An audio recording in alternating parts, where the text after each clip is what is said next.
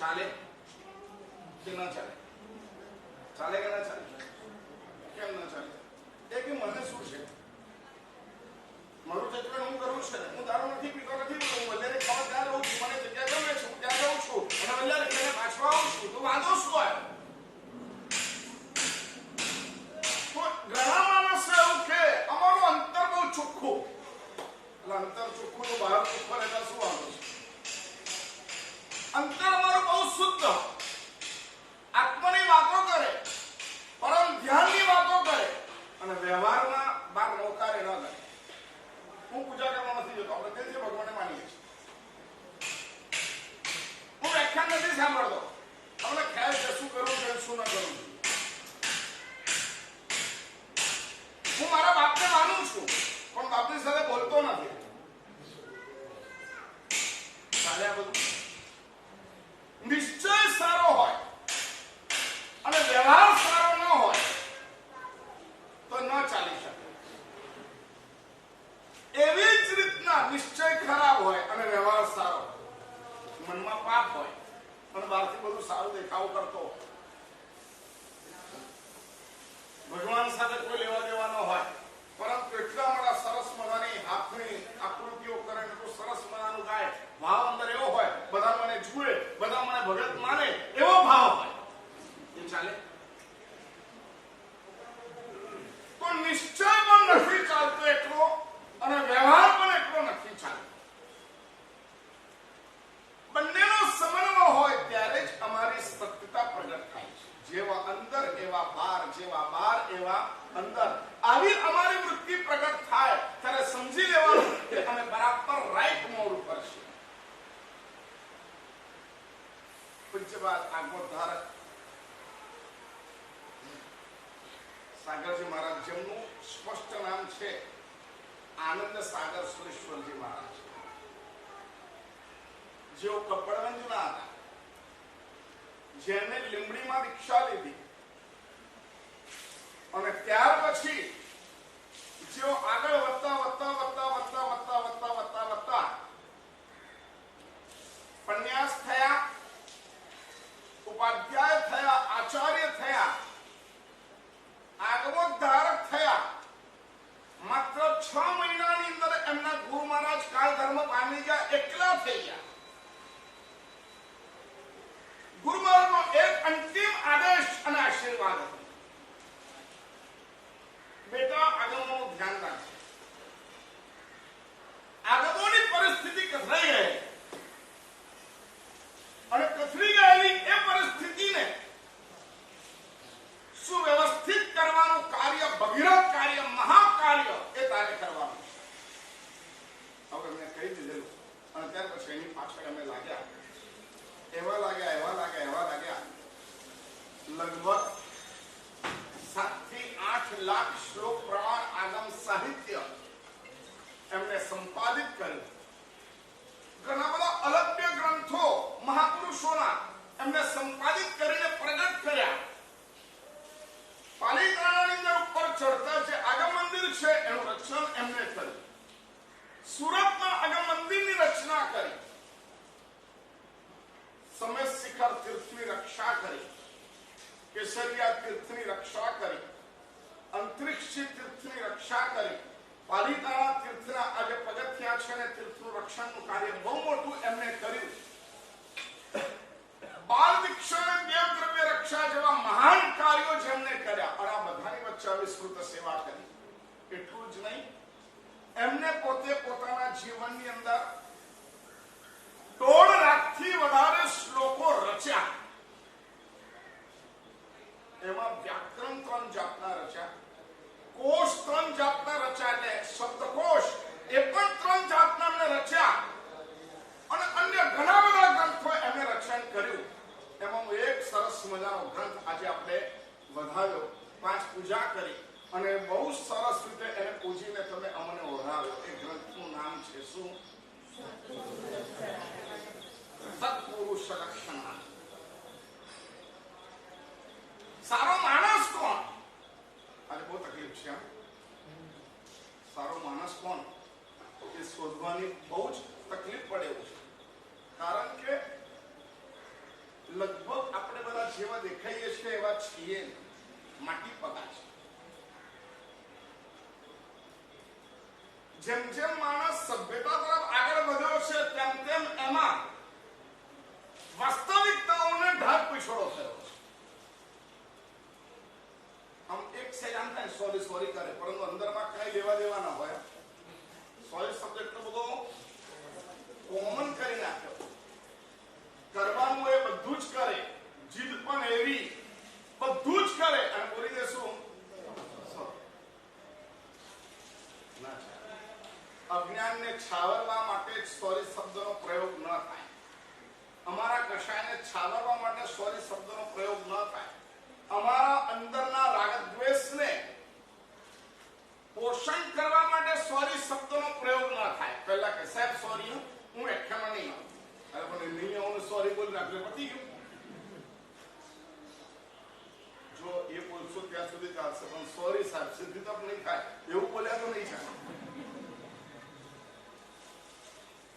એમાં તો એક જ શબ્દ અમારો કયો કયો અમે ચાલુ કરવાના ને કરવાના, ભલે ન થાય એની વાત બીજી. નિશાન ચૂક માપ છે. સમજી ગયા તમે? નિશાન ચૂક માપ છે.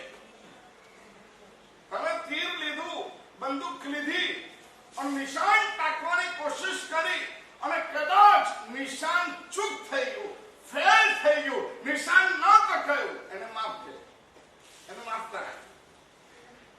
સમજ્યા? શું માફ ન કરાય?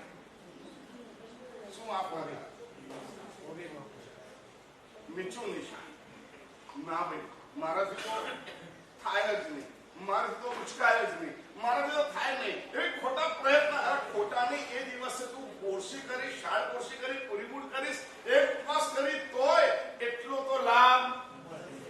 મારી તમને તરેટી છે ઉભા રહી 3500 3600 પગથિયા મારાથી ન ચડાય એમ કરીને ક્યાં બેસી જાય અને એવું કે ના ચડાય તો ચડીએ, જોઈએ હવે જે સુધી પહોંચાય ત્યાં સુધી વાત. એમ કંઈક થોડુંક ચડ્યા, વળી પાછો થાક લાગે થોડુંક ચડ્યા, વળી પાછો થાક લાગે થોડુંક ચડ્યા. એમ કરતા કરતા કરતા કરતા કદાચ એવું બની જાય કે તમે બોલો ચડી. સમજદાર તો છો યાર, ખાલી થોડો વિલ પાવર વધે છે. बुद्धिमान तो हुआ, शक्ति तो है आपके पास, शारीरिक शक्ति भी है, मानसिक शक्ति भी है. सिर्फ हमारी तकलीफ कितनी है, हमारा कॉन्फिडेंस खड़ा नहीं होता.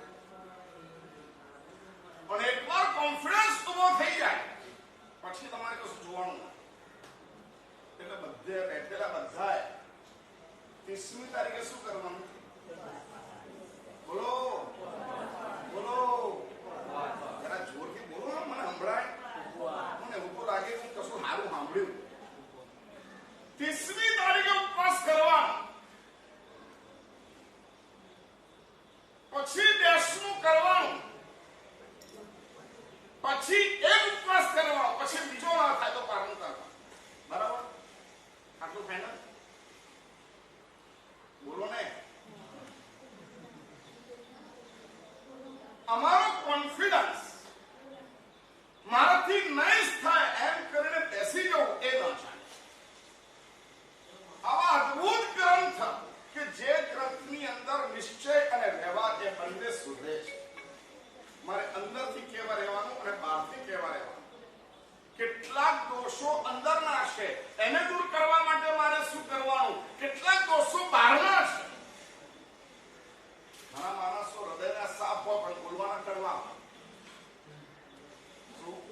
ઘણા માણસો હૃદયના સાફ હોય, બોલવાના કડવા હોય. ઘણા માણસો બોલવાના મીઠા હોય, હૃદયના કડવા હોય. આપણે કોને સિલેક્ટ કરવાના? આપણે શું બનવાનું? બોલો, આપણે શું બનવાનું? પહેલા જેવા બીજા જેવા? પહેલા જેવા બીજા જેવા? ચતુર્ભંગી છે અને ચતુર્ભંગી છે. દિલનો ખરાબ, જીભનો સારો. આ પહેલી ભંગી. બીજો ભંગો જીભનો ખરાબ, હૃદયનો સારો.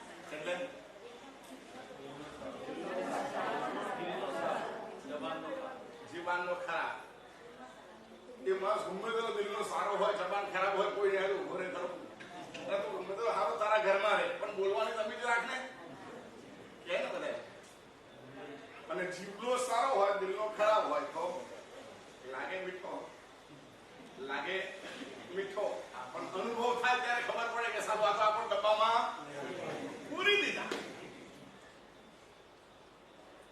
આ ગ્રંથ અમારી સ્ટ્રક્ચર બોડી, બહારની બોડી, બહારના વ્યવહારો એને પણ મસ્ત રાખે છે અને અમારી ઇન્ટરનલ પરિસ્થિતિ, રાગ દ્વેષ, મારે મારા ઘરના માણસો સાથે કયા વ્યવહારથી રહેવાનું, કયો વિચાર કરવાનો,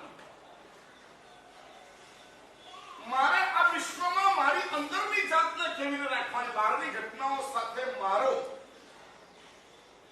કનેક્શન મારે કેવી રીતના ગોઠવવાનું, આ બંને વસ્તુ શીખવાડે એવો અદ્ભુત મહાપુરુષને લક્ષણોના બતાવનારો એવો આ ગ્રંથ હશે.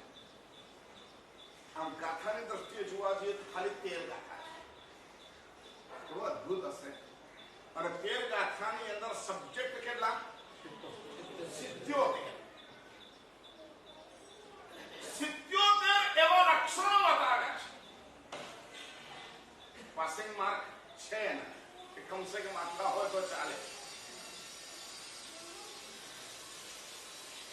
પરંતુ અમારા જીવનની સફળતા 77 લક્ષણો અમારી પાસે આવે એમાં.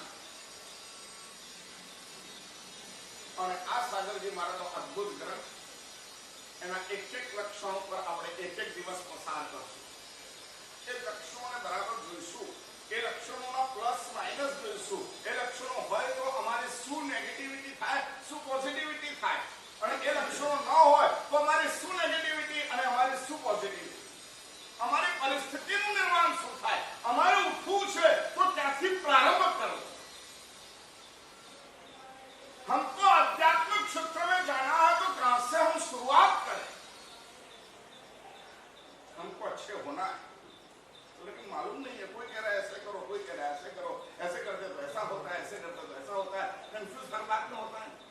घर में भी सब साफ बोल देते हैं तो क्या होता है? झगड़ा होता है. पता है, वो झूठ बोलने से झगड़ा ज्यादा होता है, सच बोलने से झगड़ा ज्यादा होता है. बोलो जल्दी. क्या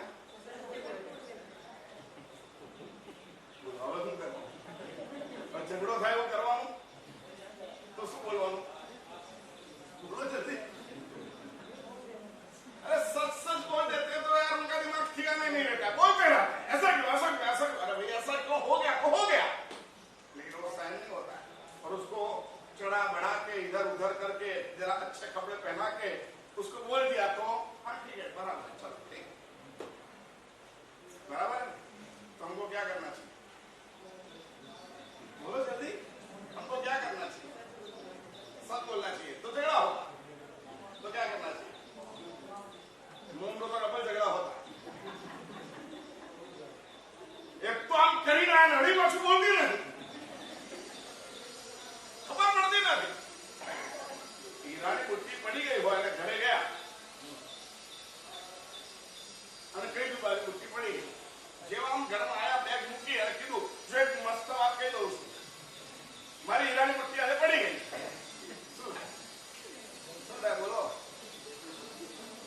તો સત્ય પણ અમારે ક્યારે કહેવાનું, અશુદ્ધ બોલવાની જરૂર નથી. સત્ય કહેવાનું, પરંતુ ક્યારે કહેવાનું, કેવી રીતના કહેવાનું અને કયા સર્કમસ્ટન્સીસમાં કહેવાનું, એની પણ બહુ સરસ મજાની ગોઠવણી આ ગ્રંથની અંદર છે. કલાવે તો ઉપયોગી છે આ ગ્રંથ. ધર્મ કરો એમ કહેવામાં આવે, પરંતુ ધર્મ એવો પણ નહીં કરવાનો કે જેના દ્વારા ઝઘડાઓ વધે. સિદ્ધાંતની રક્ષા, સત્યની રક્ષા, આવા બધા શબ્દો અમારે ત્યાં આસપાસ બહુ ફરે. અરે પરંતુ ક્યારે પણ રક્ષણ એવું ન હોય કે જેના દ્વારા વૈમનસ્ય ઉભું થાય, સંઘર્ષ ઉભો થાય, સંવાદ પ્રગટ થાય. એનું નામ સત્ય. સત્યને એવી રીતના પીરસો. ઘઉંનો લોટ પણ લઈને આમ થકાતો નથી, એને સંસ્કરિત કરવું પડે. તેલને પણ એમને ગુટલા ન પીવાય, ઘીના પણ ભાચકા ન ભરાય, ભાત પણ લીધા ચોખા લઈને મોઢામાં ન નખાય. આ બધાને સંસ્કરિત કરવા પડે છે. કરવા પડતા સબ્જી લીધી, ભીંડો લીધો, ફટાફટ ખાવા માંડી પડે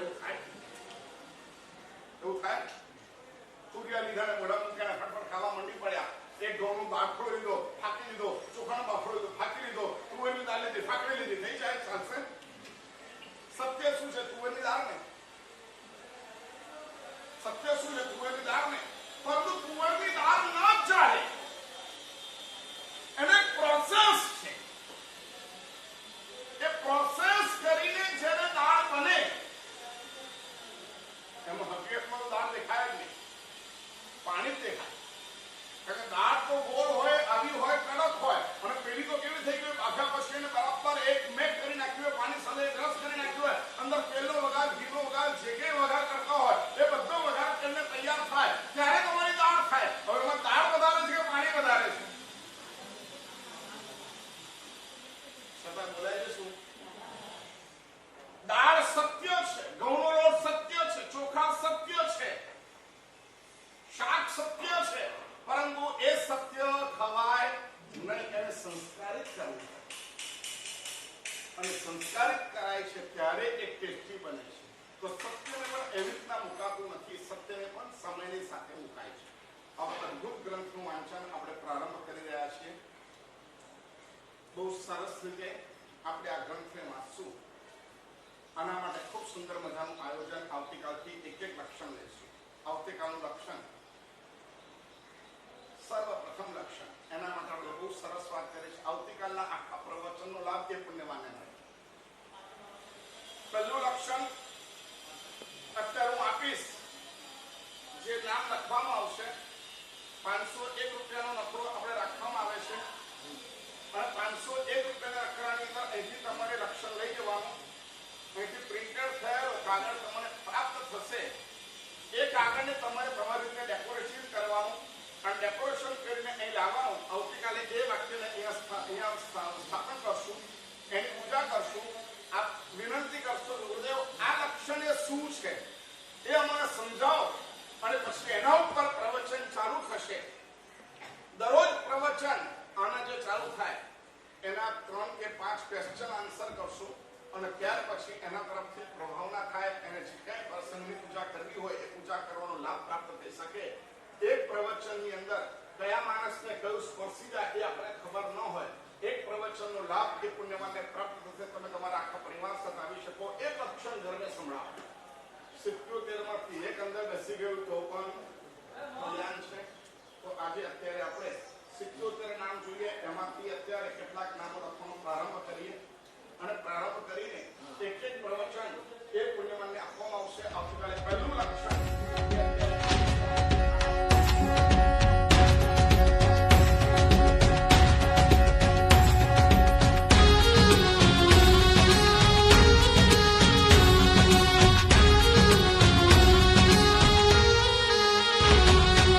દાદાના દેરા સર પર ઉડે રે ધજા, દાદાના દેરા સર પર ઉડે રે ધજા, ઉડે રે ધજા,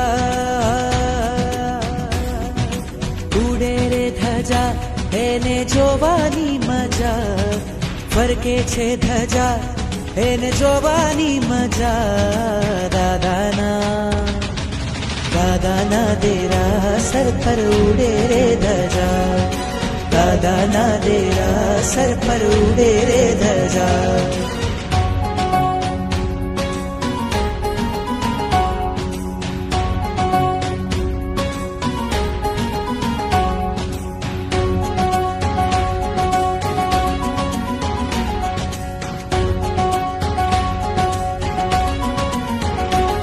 લહેરાતી कहती આવો ભક્તો અહીંયા બેઠા જગના ઠાકોર, કરતા કામ તમામ. આવે છે અહીંયા તેની, આવે છે અહીંયા તેની, તૂટે છે સજા. ઉડે છે ધજા, ઉડે છે ધજા, એને જોવાની મજા, ફરકે છે ધજા, એને જોવાની મજા. દાદાના દેરા સર પર ઉડે રે ધજા, દાદાના દેરા સર પર ઉડે રે ધજા.